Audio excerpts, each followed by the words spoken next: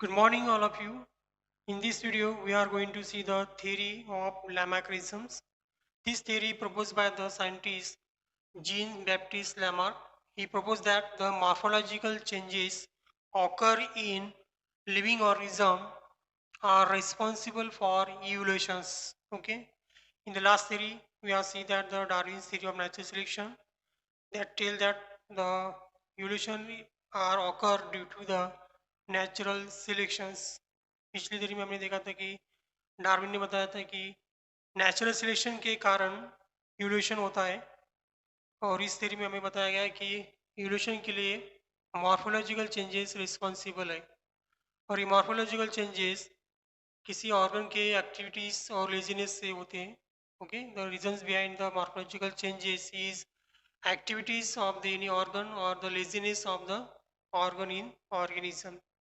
कोई ऑर्गेनिज्म अगर किसी ऑर्गन को कम इस्तेमाल कर रहा है या कम यूज़ कर रहा है या ज़्यादा यूज़ कर रहा है और उसकी ज़्यादा एक्टिविटी हो रही है और किसी ऑर्गन की कम एक्टिविटी हो रही है तो वो ऑर्गन में मॉर्फोलॉजिकल चेंजेस आ जाते हैं जिसके कारण इवोल्यूशन होता है. ओके, इस कंसेप्ट को लैमार्क ने कहा था द प्रिंसिपल ऑफ यूज और डिस यूज ऑफ ऑर्गन. इसका एग्जाम्पल है जीराफ. जीराफ का जो नेक था तो नेक में ज़्यादा करके एक्टिविटीज़ होने के कारण जीराफ की जो नेक थी वो लॉन्ग हो गई थी. दूसरा एग्जाम्पल जो है वो है आयरन स्मिथ का. आयरन स्मिथ के जो शोल्डर रहते वो स्ट्रांग रहते because it use many times of that shoulder in his work. और दूसरा जो एग्जाम्पल है वो है ऑस्ट्रिच ईमू बर्ड का जो उनके बर्ड फ्लाइंग में कम इस्तेमाल करते हैं जो कि यूजलेस हो गए थे. उसके बाद जो एग्जांपल है वो है स्वान्स और डक का जो लेग्स का यूज स्विमिंग में करते हैं जिसके कारण वो लेग्स स्विमिंग के लिए अच्छी तरह से मॉडिफाइड हो गए. और लास्ट एग्जांपल है स्नेक का. तो स्नेक को भी लेग्स थे लेकिन बराइंग हैबिटेट के कारण उसके लेग जो है वो मॉडिफाइड हो गए और रिमूव हो गए. ओके, सो ये जो कैरेक्टर हमने बताया ये सभी ऑर्गेनिज्म में giraffes, iron Smith, birds and snacks, तो इसे ही कहते हैं एक्वायर कैरेक्टर. ये सभी कैरेक्टर में एक्वायर हुए थे ड्यूरिंग इस लाइफ टाइम, इसे एक्वायर कैरेक्टर कहते हैं.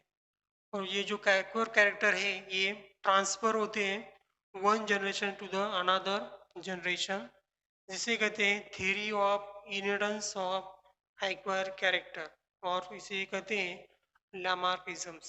ओके, तो लामार्किज्म यानी कि थ्योरी ऑफ एक्वायर कैरेक्टर्स और inheritance of acquire character.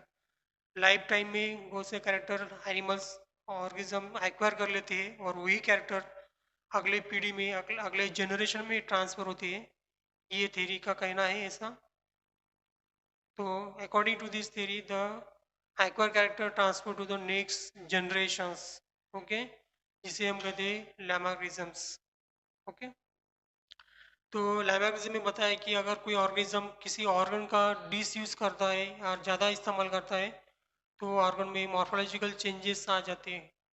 Okay, तो ये जो कंसेप्ट था इस थ्योरी का ये कंसेप्ट वाइडली एक्सेप्टेड हो गया था लेकिन ये कैरेक्टर अगले जनरेशन में ट्रांसफ़र होते ये मात्र रिजेक्ट हो गया था, किसी ने इसको एक्सेप्ट नहीं किया.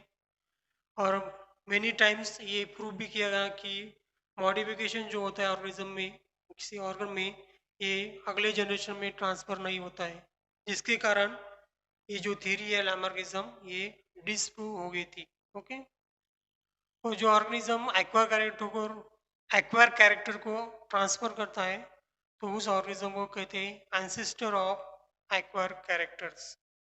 Okay, so this is the theory of Lamarckisms. Thanks to watching. Keep watching and keep learning.